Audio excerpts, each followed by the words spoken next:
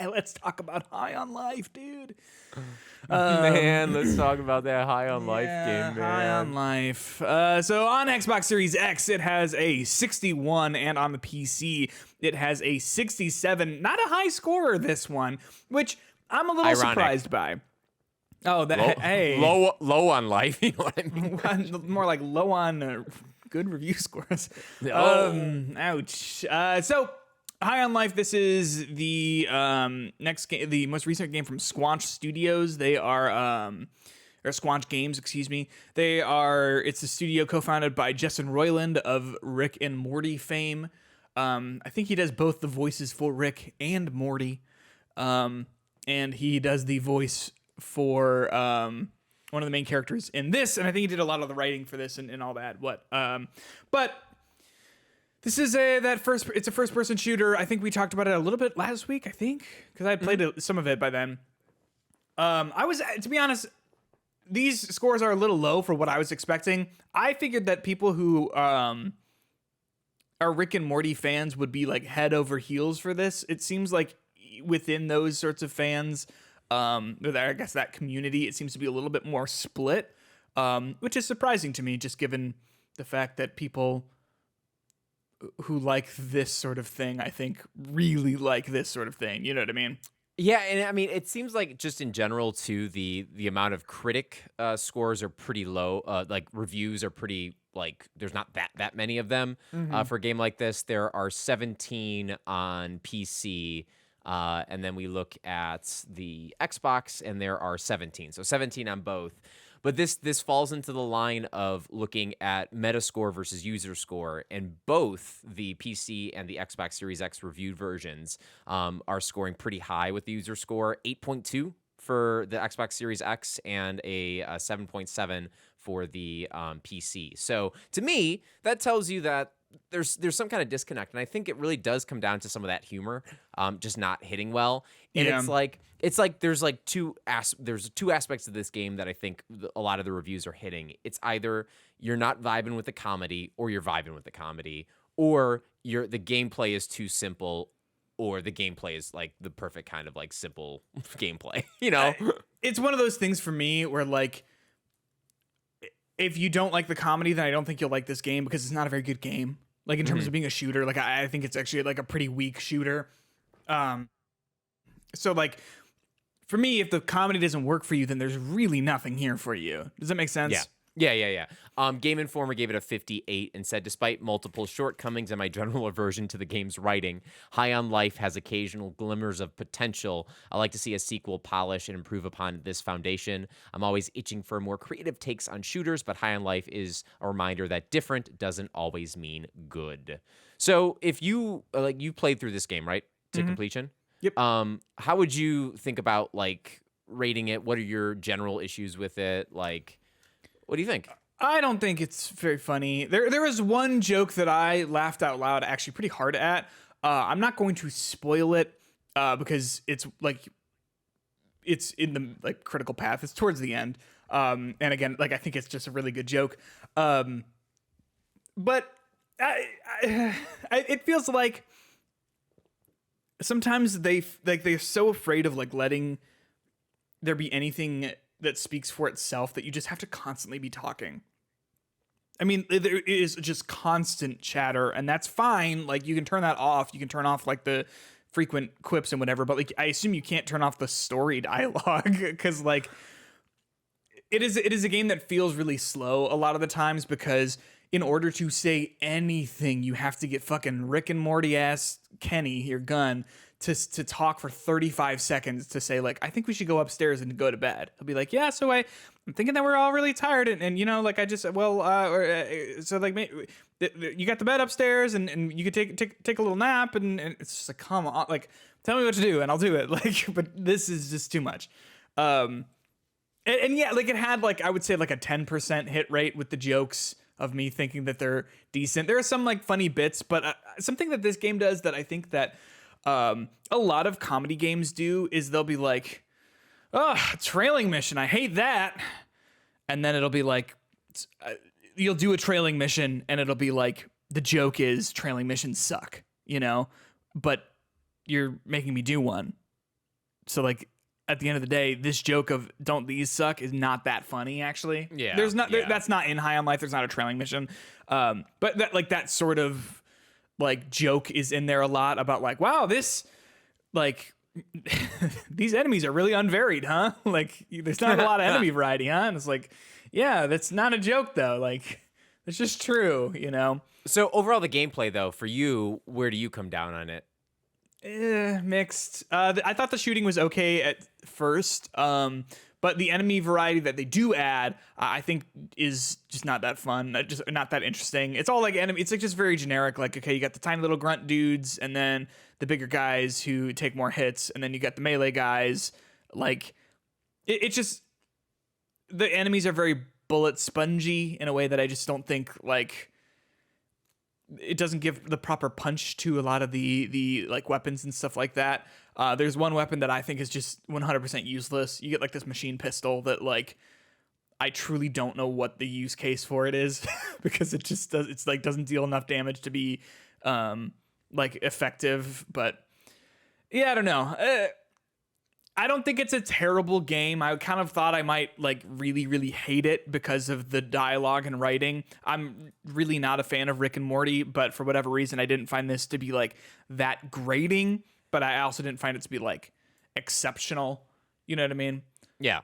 Yeah, I don't know. Like, I need more to make me laugh than someone to be like, it's for someone to just be like, oh, fuck. Like, Yeah. It's not like a joke necessarily. You know what I mean? Well, I mean, a lot of the Rick and Morty humor too comes from them just improving lines. Yeah. And like a lot of the times, I'm sure this is like this in High on Life. You hear like the literal actors like giggling through it. So I don't know where this was said, but I think Justin Roiland said that with Rick and Morty, it's like 30% of it is written and then 70% of it is him doing improv stuff. Like where like, you know, the general like beat is like written out and whatever, and then he just sort of goes. If you told me that this was the same way, I'd 100% believe it. Because again, like there's just so much rambling and so much like trying to like find where the scene ends and also like trying to find a joke here, you know? But turns out he said that it was a lot more rigid with this and that it was more like 30% improv and then 70% like written scripts. I think what makes this kind of comedy so hard is that most of the time when you're doing this, you're alone in a recording studio. It's not like you're with other people like bouncing lines off each other. I'm pretty sure they weren't doing like God of War type motion capture for this shit. You know what I mean? Like, I'm sure that's not happening. And I think one of the things about improv and humor in general is to have that kind of feedback loop with other people and to play off other people. And that's why I think it can sometimes come off as rambling stuff. I agree. There's a low hit rate for me on a lot of the Rick and Morty humor and just like the dialogue itself. And I don't think that is necessarily why Rick and Morty is funny. I think a lot of the scenarios that they put these characters in are funny. And what about this game and its scenarios? How did that story play out other than it's just kind of like quippy dialogue? Yeah. I mean, a similar thing, like a lot of the humor comes from either you standing in a room with characters who are just talking, like very like Half-Life, you know what I mean? Like cutscenes. Or the guns are just talking to you. You know what I mean? There are a handful of like funny like physical comedy gags that happen. There's one that I think is pretty good, but then the problem is like it's going to subvert something. Like you think something's about to happen and then it doesn't. And you're like, oh, that was kind of a neat subversion with the way that the game also uses the mechanics and the UI and everything like that. And then what happens is it just drops you into a big arena with bad guys. And it's like, oh, I was maybe hoping that this would have been more interesting than just like a shootout with the same guys we've been having a shootout with this whole time. But so it goes. I mean, I think, like I said, I think I would probably recommend this to anyone who's like a fan of Rick and Morty. Especially it's on Game Pass, so like easy enough to check it out for free, or the cost of the subscription. You know what I mean?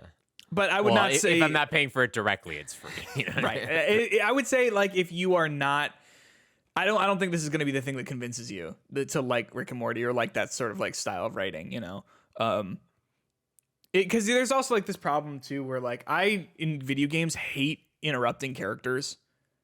Do you know what I mean? When it's like they're not done with their line, but you've gotten to the next objective or whatever.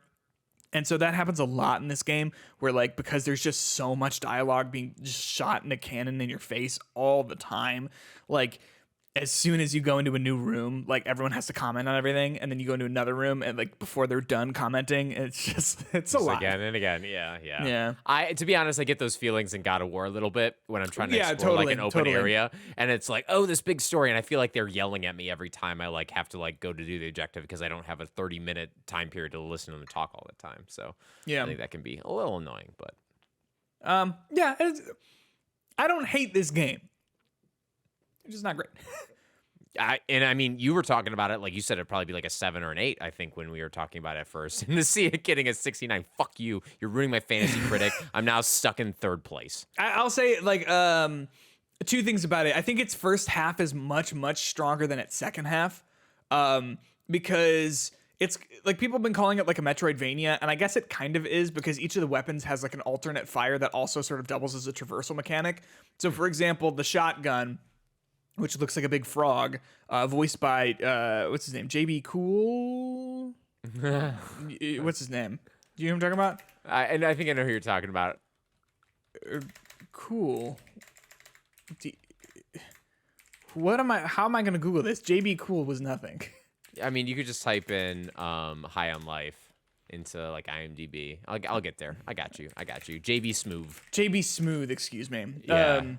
He's a shotgun, and then he also like his alternate fire is a big like circular saw blade that shoots out directly in front of him and bounces off enemies. Or there are certain walls that you can shoot that into and then use that saw blade as like a platform to jump on. Does that make sense? Yeah. So it's cool. Like that stuff is cool, but there's only like 3 worlds in the game. And so like when you first start it and you go to all the different worlds, you're like, whoa, this is like really awesome. And like, there's so much to explore here. And there is, but you end up doing a lot of that exploring when you revisit each of the worlds like a second and third time. You know what I mean? So it's like, it's one of those things where like that first half, when you're like, whoa, there's a lot to this, is really cool. And then when you realize like, oh, there is a lot to this, but we're going to be spending, like, these are these settings that we're going to be spending time on, is a little tough. Wait, when did we start talking about God of War Ragnarok? It's just like, time to fuck around in Vanaheim for another 2.5 hours. Also, I know you'll appreciate this. Tim Robinson plays Creature. Yes, he does. So what a surprise! What a surprise for me when I picked up Creature, one of the weapons, and I was Tim Robinson of I Think You Should Leave and Detroiters fame. Big fan of that. But it was weird too. Like I thought that the voice talent in this is really, really excellent, right? Like you have Tim Robinson and JB Smooth, and I'm forgetting the woman who voices the other gun. Betsy Sodero. Maybe. Or is it Laura Silverman? Or is it one of those Michael is Cusack? One of those is the sister. But like the cast is really good, and like you've got a bunch of like esteemed voice actors in it. Like Tom Kenny's in it. The guys from Red Letter Media, who are not voice actors but are funny, like YouTube people, like are in it. Like there's a lot of stuff like that, but I felt like I wasn't finding a lot of that, or like I was being surprised by it, which I guess is fine. But if I knew that Tim Robinson was in this game, I would probably be like, I might have to check this out if I didn't have to do it for work. You know what I mean? Just because I'm such a fan of him. And he is 100% doing his I Think You Should Leave stuff in this game, which I thought was excellent. But so there you go. High on Life. Yeah, I think like I'm not. It's not a no for me. It is a recommendation for It's a recommendation for a specific type of person. You know what I mean? Yeah. Where, like I said, if you like the writing, then I think you'll like this game. Because if you don't like the writing, I don't think there's a whole lot else for you to latch on to. You know? That's. I think I will play it. You know why? Tim Robinson, baby. Game Pass, but no, that makes sense. Like I said, I think this is easy enough to pick up and try out, and I think pretty much within the first 15 to 30 minutes, you'll go like, oh, I like this, or like, oh, I do not like this. The opening bit, by the way, the opening like gag is, I think, pretty funny, with how they do the tutorial and all that. But here's something weird. They make you like, there's not like a character creator in the game, but you do like pick a like default, just like from like a list of like not stock characters, but like they just have like some pre-made characters in it, and you pick one, and then you never see that face or that character ever again. And it's just never referenced. Like, not a problem. It's just like, hey, why was that in there? Yeah, I mean, I wish it was like that in Pokemon, because I hate seeing my ugly person walking around with this stupid school uniform all the time. Dude, why? I was such a dumb choice. I was like playing that, trying to figure out like, okay, I got new shoes, I got new kicks, I got some sunglasses, I got a good, nice hairstyle going on here, cool hat. It's like, let's change this outfit up because I had the fall one on because it's the only good one. And like the suspenders and the long pants, whatever, because the shorts are terrible. They're just terrible. And I was like, am I just missing all these clothing options in all these towns? I can't believe that I Googled how to change clothes in Scarlet and Violet, and it's like, you cannot. Yeah, you're stuck. You're stuck forever. What a completely baffling choice. Mm-hmm. I would spend all of my money in that game on clothes. I mean, let's go Pokemon. Like, the amount of like weird shit you can put on your head. Yeah, and even in and I loved coordinating my outfit with my Eevee. Like, what a good thing.